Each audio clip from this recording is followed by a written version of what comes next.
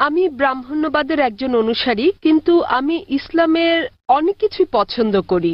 কিন্তু ইসলামের নিয়ম অনুসরণ করতে হলে আমাকে কি ইসলামে ধর্মান্তরিত হতে হবে, নাকি আমার ব্রাহ্মণ্যবাদের ধর্ম পালন করেই আমি ইসলামের বিভিন্ন নিয়ম অনুসরণ করতে পারবো? স্যার, আমি আপনার অনেক বক্তৃতাই দেখেছি, যেমন ইসলাম ও হিন্দু ধর্মের মধ্যে সাদৃশ্য এবং আরো অনেকগুলো। আপনার বক্তৃতা আমি খুবই পছন্দ করি। বোন খুব সুন্দর একটা প্রশ্ন করলেন। তিনি বললেন যে তিনি ব্রাহ্মণিজমের একজন একনিষ্ঠ অনুসারী, কিন্তু তিনি ইসলামের বিভিন্ন বিষয় পছন্দ করেন। তার প্রশ্ন হচ্ছে যে তিনি কি ইসলামের এই সব বিষয় অনুসরণ করতে পারেন এবং একই সাথে তারা ব্রাহ্মণিজম চর্চা করতে পারেন। তিনি আমার অনেক লেকচার দেখেছেন এবং অনেকটা পছন্দ করেন। বোন, প্রথমে আপনাকে বলি যে ইসলাম বা মুসলমান হওয়া কোনো উপাধি নয়। ইসলাম আবিধানিকভাবে বোঝায় শান্তি, যা পাওয়া যায় নিজেকে আল্লাহর কাছে সমর্পণ করে।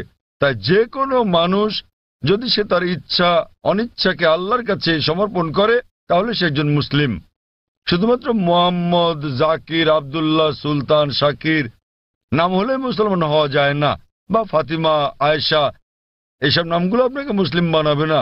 মুসলমান মানে যে তার ইচ্ছা অনিচ্ছাকে আল্লাহর কাছে সমর্পণ করে। তো প্রথমেই খুঁজে বের করতে হবে আপনাকে মহান আল্লাহর আদেশ কি। বোন বলেছেন যে তিনি ব্রাহ্মণিজমের একজন একনিষ্ঠ অনুসারী এবং তিনি ইসলামেরও বিভিন্ন বিষয় পছন্দ করেন। আর তিনি আমার অনেক টেপ, অনেক বক্তৃতা দেখেছেন যার মধ্যে ইসলাম ও হিন্দুইজমের সাদৃশ্য আছে। যদি এটা দেখে থাকেন তাহলে উত্তর দেওয়াটা আমার জন্য সহজ হবে, আপনার পক্ষে বোঝাটাও সুবিধা হবে। আপনি যদি দেখে থাকেন আমার হিন্দুইজম ইসলামের সাদৃশ্য নিয়ে বক্তৃতা, যেটা আমি বোধহয় প্রথম শান্তি সম্মেলন চেন্নাই দিয়েছিলাম, ইসলাম ও হিন্দু ধর্মের মধ্যে সাদৃশ্য। বোন, আপনি যদি ভেবে দেখেন, এমনকি যদি হিন্দু ধর্মের বইগুলোও পড়ে থাকেন, হিন্দু ধর্মগ্রন্থগুলো বলে যে নিজের ইচ্ছাকে ঈশ্বরের কাছে সমর্পণ করবেন। কিন্তু আমি যেটা বললাম যে সময়ের সাথে সাথে পূর্বের সকল ধর্মগ্রন্থ আগের মতো অবিকৃত অবস্থায় নেই। সেগুলো বিকৃতি এসেছে, জালিয়াতি হয়েছে, দুর্নীতি ঘটেছে। বেশিরভাগ পণ্ডিতগণই এই ধর্মগুলোর বিষয়ে, হোক সেটা হিন্দুইজম অথবা হোক খ্রিস্টানিজম অথবা ইহুদি ধর্ম, তারা একমত যে তাদের ধর্মগ্রন্থগুলো অবিকৃত রূপে সংরক্ষিত নেই। আর আপনি যদি আমার বক্তৃতা শুনে থাকেন, আমি শুরুতে যা বলেছিলাম, মহাভারত একটা গল্প যা অর্জুনের পিতামহ কর্তৃক বর্ণিত। এতে আছে ৮,০০০ শ্লোক। এরপর সময়ের সাথে সাথে পরিবর্তিত হতে হতে এতে চলে এলো ২৪,০০০ শ্লোক। এখন এর মধ্যে আছে ১,০০,০০০ বেশি শ্লোক। এটি কার কথা? মহাভারতের পণ্ডিতগণের। তো সময়ের সাথে সাথে সেগুলোতে হস্তক্ষেপ হয়েছে, তথ্য বিকৃতি ঘটেছে, কিন্তু তা সত্ত্বেও এরকম পরিবর্তনের পরও সবগুলো ধর্মগ্রন্থেই সর্বশক্তিমান ঈশ্বরের বাণী অবশিষ্ট রয়েছে। এবং আপনি যদি আমার বক্তৃতা শুনে থাকেন, সকল ধর্মের মূল কথা হচ্ছে সর্বশক্তিমান ঈশ্বর একজনই। তার কোনো মূর্তি নেই, তার কোনো ছবি নেই। সবগুলো ধর্মই বলে থাকে ঈশ্বর একজনই। আপনি হয়তো শুনেছেন আমার লেকচারে আমি বলেছিলাম বিভিন্ন জায়গায়, যেমন ছান্দোক্য উপনিষদে অধ্যায় নম্বর ৬ অনুচ্ছেদ নম্বর ২ শ্লোক ১, মহান ঈশ্বর এক, অদ্বিতীয়। এবং শ্বেতাজ্বতরা উপনিষদ অধ্যায় নম্বর ৪ শ্লোক নম্বর ১৯ এবং যজুর্বেদ অধ্যায় ৩২ শ্লোক ৩ বলা আছে, মহান ঈশ্বরের কোনো প্রতিমা নেই, তার কোনো ছবি নেই। প্রতিমা মানে হচ্ছে মূর্তি, ফটোগ্রাফ, রেখাচিত্র, ছবি, ভাস্কর্য, মূর্তি, পুতুল। তাই ঈশ্বরের কোনো প্রতিমূর্তি নেই, কোনো ফটোগ্রাফ নেই, কোনো রেখাচিত্র নেই, কোনো ছবি নেই, কোনো ভাস্কর্য নেই, কোনো মূর্তি নেই, কোনো পুতুল নেই। তাই সকল ধর্মগ্রন্থই জোর দেয় সর্বশক্তিমান ঈশ্বরের একত্বের উপর। আর হিন্দু ধর্মের ব্রহ্মসূত্রটি হচ্ছে एकम ब्रह्म द्योतय नास्ते नैना नास्ते किंचन। भगवान एक ही है, दूसरा नहीं है, नहीं है, नहीं है, जरा भी नहीं है। ঈশ্বর একজনই, দ্বিতীয় কেউ নেই, কেউ নেই, কেউ নেই, কোথাও কেউ নেই।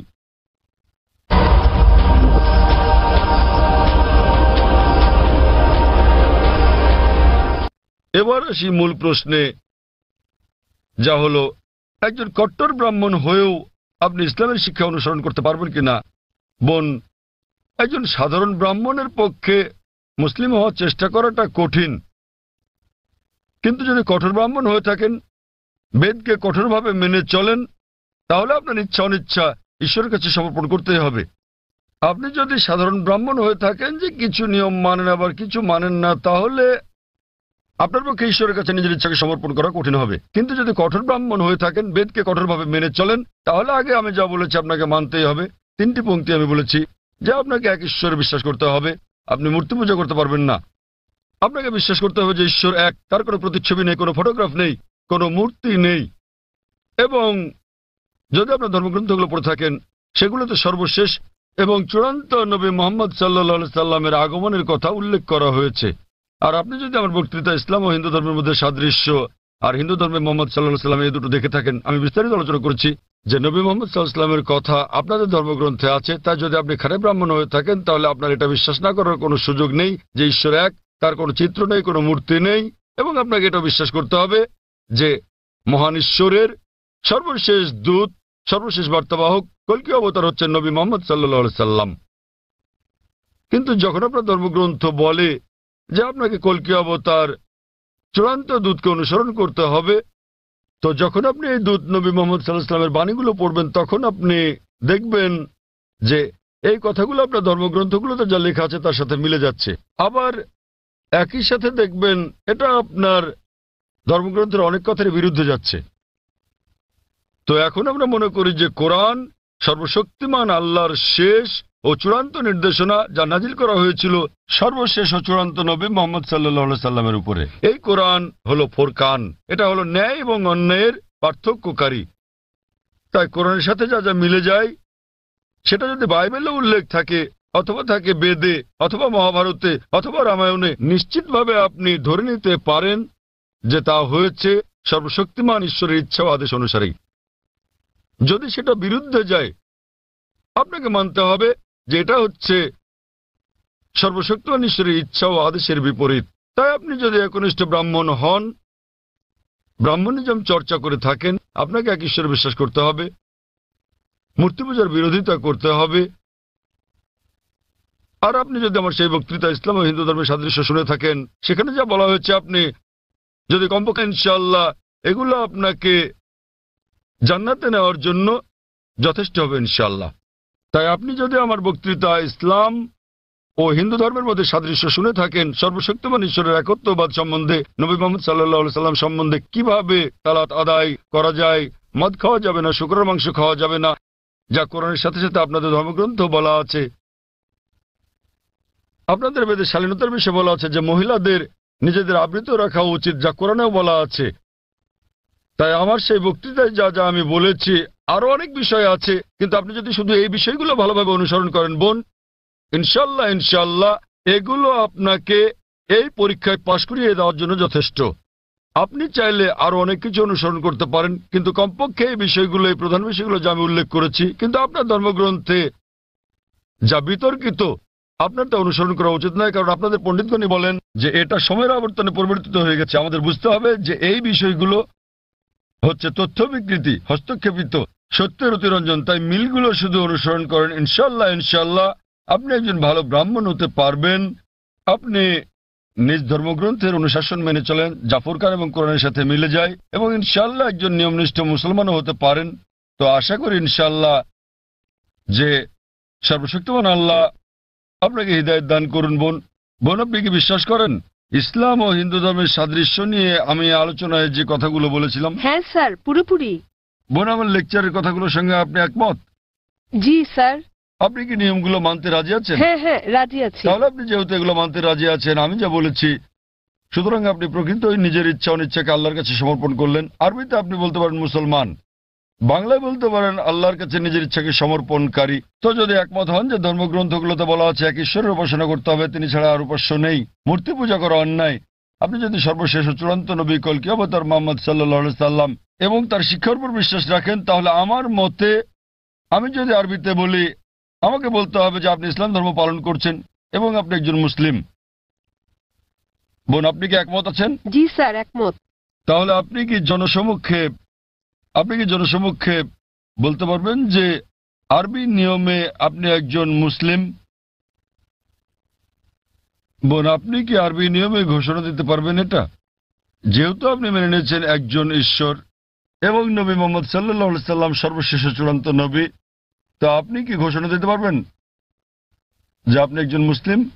আমি বলছি না যে আমি একজন মুসলিম, যদিও আপনি যা বলেছেন আমি তার সাথে একমত। এখন আপনি যদি মেনে নেন যে ঈশ্বর একজন এবং তার কোনো মূর্তি বা ছবি নেই এবং একমাত্র তারই উপাসনা করতে হবে, আর আপনি যদি মেনে নেন যে নবী মোহাম্মদ সাল্লাল্লাহু আলাইহি সাল্লাম আল্লাহ প্রেরিত দূত, এই দুটোই যথেষ্ট আপনাকে ইসলাম ধর্মের জগতে নিয়ে আসার জন্য, আপনি পাশ করেছেন। অন্যান্য বিষয়গুলো পরে আসবে। তো আপনি যদি মানেন ঈশ্বর এক, তার কোনো প্রতিচ্ছবি নেই, আপনি যদি মূর্তি পূজা করতে অস্বীকার করেন এবং আপনি মানেন যে নবী মোহাম্মদ সাল্লাল্লাহু আলাইহি সাল্লাম শেষ ও চূড়ান্ত নবী, তাহলে আপনি এই জগতে প্রবেশ করতে পারবেন ইনশাআল্লাহ, অথবা সঠিকভাবে বলতে গেলে এই জীবন দর্শনে। এবং ইনশাআল্লাহ এভাবে চর্চা চালিয়ে গেলে আপনি কি এই জীবন ধারায় আসতে চান বোন? ঈশ্বর চাইলে হ্যাঁ, এই তো ইনশাআল্লাহ, মাশাআল্লাহ। তো বোন, আমি আবারও আপনাকে জিজ্ঞেস করতে চাই আনুষ্ঠানিকভাবে, বোন আপনি কি বিশ্বাস করেন যে এক ঈশ্বর? হ্যাঁ করি। বিশ্বাস করেন যে সর্বশক্তিমান ঈশ্বর ছাড়া আর কারো উপাসনা করা উচিত নয়?